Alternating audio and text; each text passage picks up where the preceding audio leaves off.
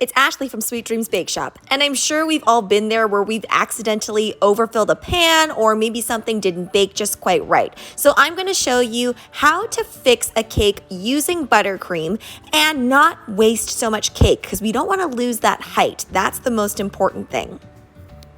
So the success of fixing this is really going to be about which buttercream you're using. Now, I typically either use American or Italian meringue buttercream. Today, I'm going to use Italian meringue buttercream. I find it really has a nice softness to it, which is going to make it easier to fill in all of these gaps. Like I mentioned before, I don't want to lose any height with this, so I'm going to try to make sure to make this as even as possible. And how do we do that? Well, all you have to do is make sure that you hold your spatula in one place and then use your cake stand to twist it around. If you want a lot of height, you can add more filling. I know some bakers like to put a lot of filling in and some people like to put a little bit less. It's totally up to you. Now, as you can see there, we need to fix that and we are going to fill it in with buttercream. Is this going to be a lot of frosting? Yes, but is it going to make your cake look more presentable? Yes.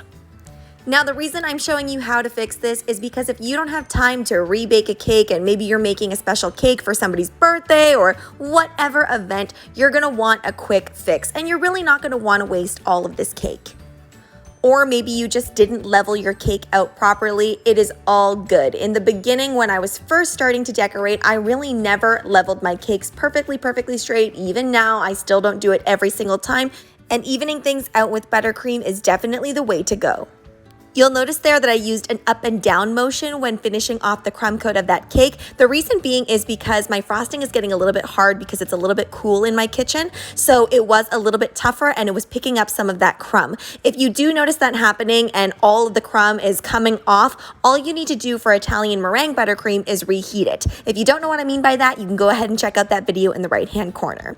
Now here, you'll notice the shape is not that great. I put this in the fridge so that I could work more easily with it now. With cakes that didn't bake up properly, you will notice that more crumb will come off. So what you can do is you can just put it in the fridge and then start again. If you still notice that you're having difficulty, put it in the fridge for a little bit longer.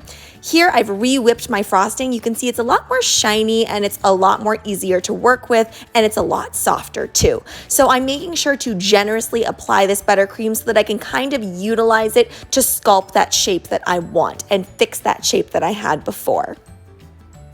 Whenever you're twisting off this last part of the buttercream, I like to keep that spatula or bench scraper in one place and twist the cake. Sorry for those bits of imperfection on the top. I originally did some rosettes, didn't like them, so I scraped them off. Feel free to do that whenever you are decorating.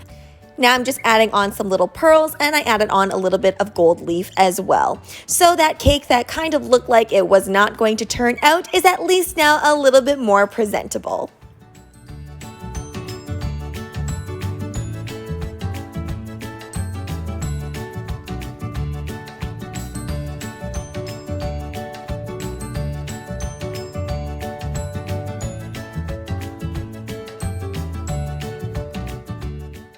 Thanks so much for watching, guys. Don't forget to like, share, and subscribe so you can be part of the Sweetie fam. Right now, I'm uploading daily, so make sure you hit that notification bell so you know when I upload. Also, be sure to comment, request, or ask a question.